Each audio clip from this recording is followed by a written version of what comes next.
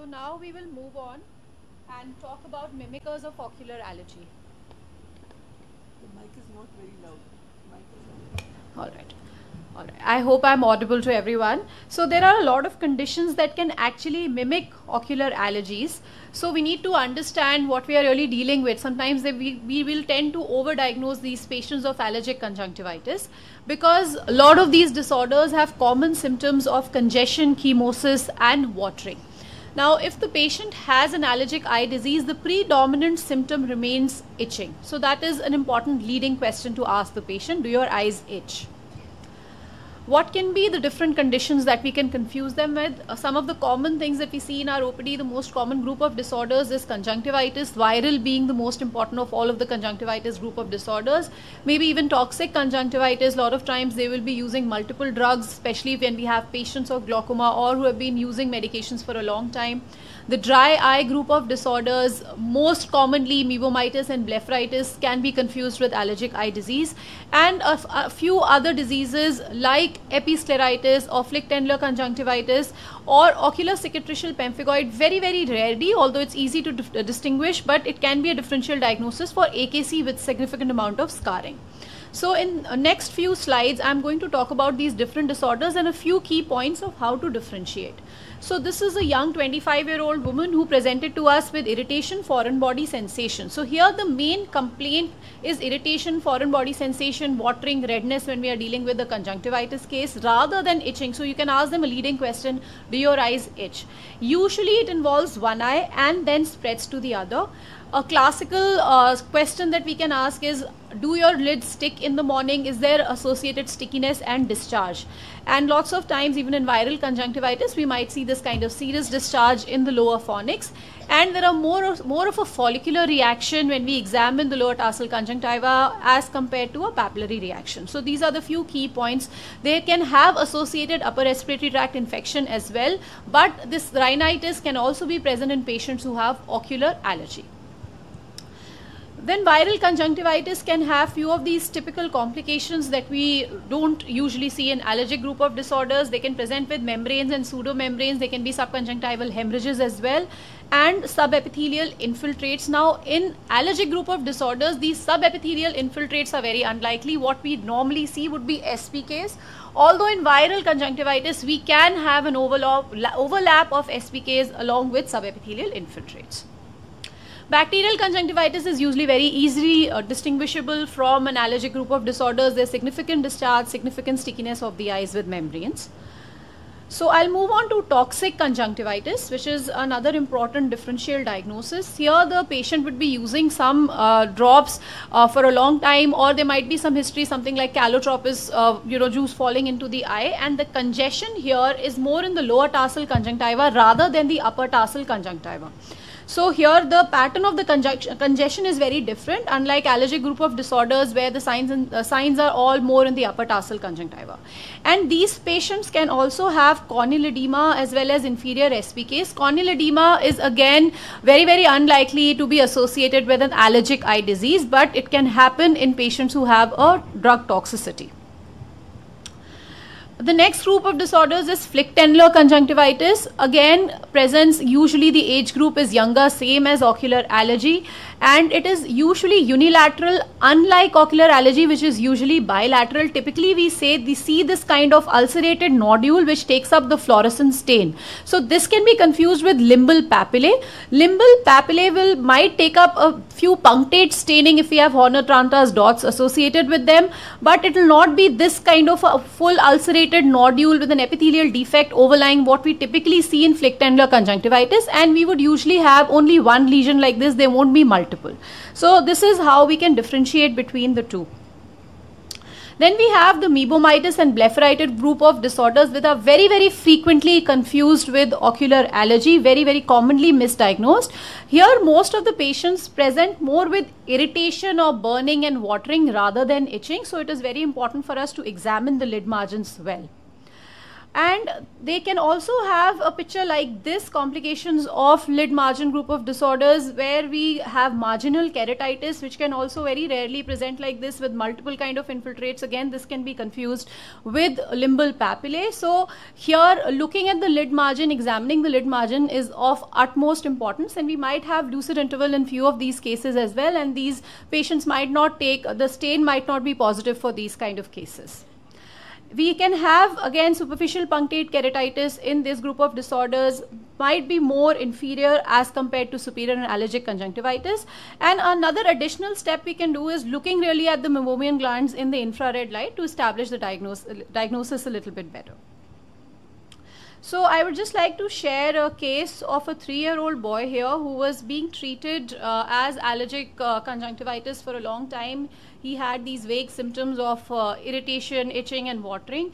And when we examined him, actually what we found that he had pediculosis, and that was the reason why he had all of these symptoms for such a prolonged period of time.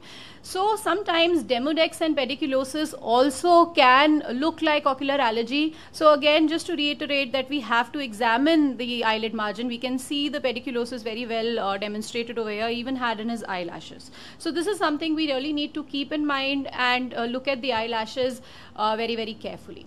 Then we have the aqueous deficiency dry eye. So here we can see the tear film. As soon as we stain, the key to diagnosis for aqueous deficiency is ocular surface staining. We look at the tear film and the diagnosis becomes very, very easy for us. And these patients again come with a pricking and burning sensation. They can have intermittent blurring of vision as well. The age group is slightly older as compared to allergic eye disease, and there will be underlying history of autoimmune disorder in a lot of these patients. So we really need to take a good history. We should look for causes of Sjogren's syndrome, and a lot of these patients might have underlying rheumatoid arthritis. If you don't ask a leading question, they might not come up with the history themselves. Another diagnosis could be superior limbic keratoconjunctivitis, because all the signs again here are superior. This is a 65-year-old lady with a thyroid disorder. She's been on medication. Here there's redundancy and thickening of the superior bulbar conjunctiva, which is responsible for these signs and symptoms. And here the filaments might be present in few of these cases, which are again more superior than inferior. And filaments are usually not really seen in allergic group of disorders until and unless the ocular allergy has led to a dry eye, which can also be a complication of allergy itself. A rare differential diagnosis can be floppy eyelid syndrome. This is typically seen in male obese patients. They have a very, very lax upper eyelid tarsus, which can be easily everted, and when they are sleeping it gets everted, and therefore they have all of this papillary reaction and SPKs that we can see on the ocular surface. It can even correlate with the side on which the patient sleeps. So just looking at the tone of the tarsus helps in establishing diagnosis. A rare disorder to be confused though with allergic group of disorders, typically seen in patients who have a very lax tarsus, but something we can keep in mind. Now, episcleritis is more of a painless congestion. Patients usually don't really have significant itching as a symptom. They might complain of some mild discomfort along with redness.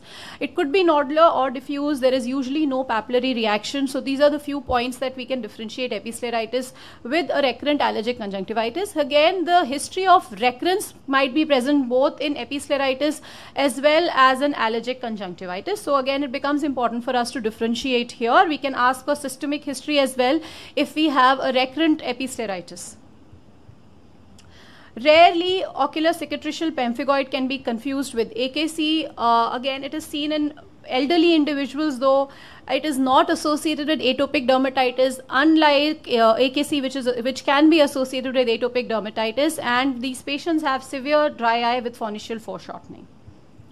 So to summarize, first and foremost, on the basis of symptom, the first symptom that we need to look for is itching. If the patient's significantly main complaint is itching, we are probably dealing with a case of ocular allergy.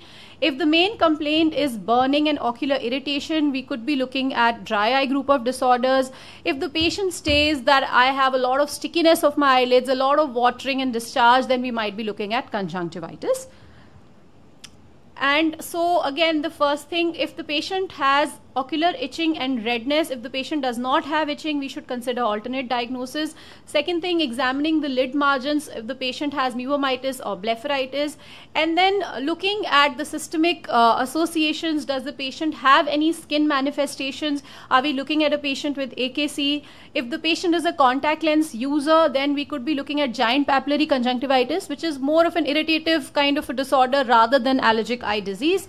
Again, these patients can have associated rhinitis, asthma, all of these atopic group of disorders, and that actually helps in making the diagnosis. It tells us, it gives us an indirect evidence that this is a patient with ocular allergy. So very important to ask, especially when we have a child, from the parents, that does this patient have recurrent episodes of rhinitis, or recurrent, does this patient have asthma, or does he have any skin rashes?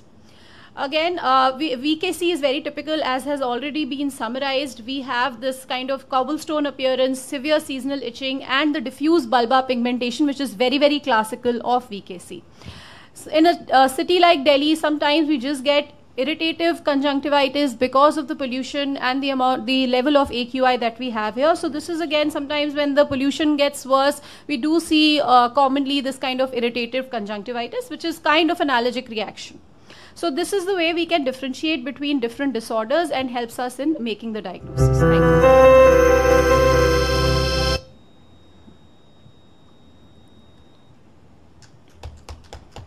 Thank you. Thank you. Thank you, Ikeda, for going through all the mimickers.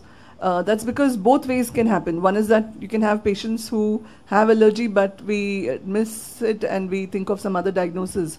But what we see more frequently is that patients with some other form of chronic ocular or surface inflammation are being treated as allergy. And one more differential diagnosis, though I think you touched upon it, was Demodex blepharitis or blepharokeratoconjunctivitis, where they do have the what look like signs which resemble allergy, but the clue would be that they don't have that exactly the eye rubbing which starts on its own. And then of course you examine the lids and lashes and you might pick up telltale signs, especially in pediatric patients.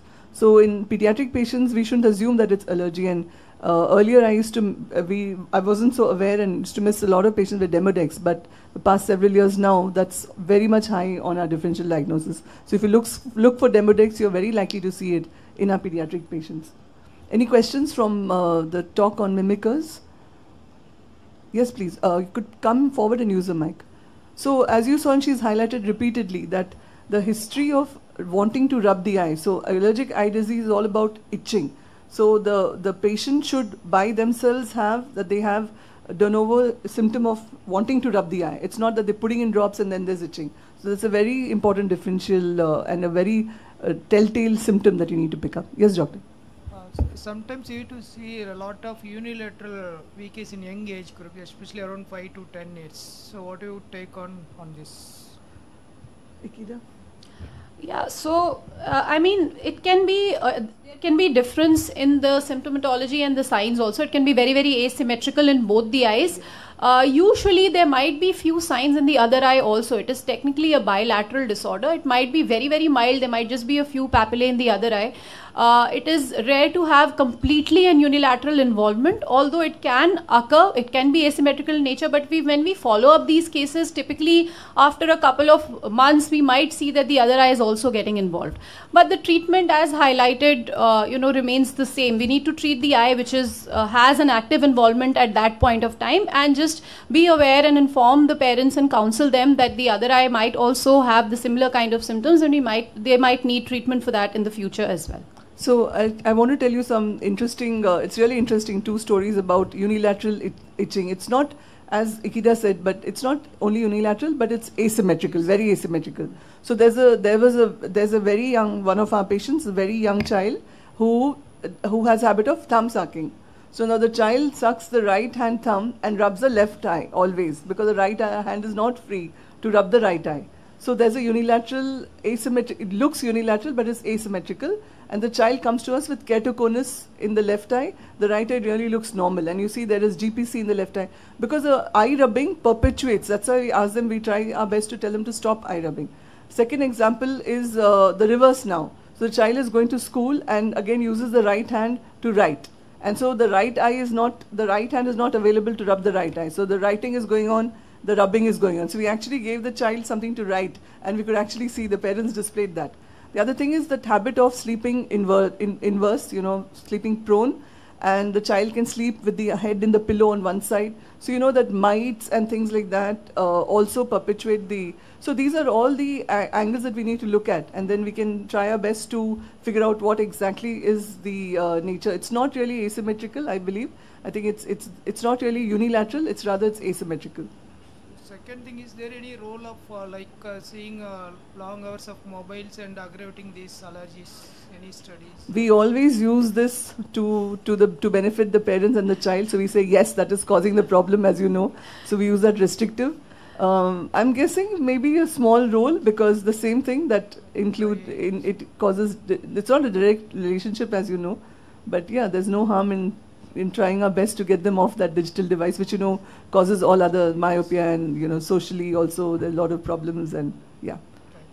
But how will a Gen Z live without their, or Gen X, whichever generation?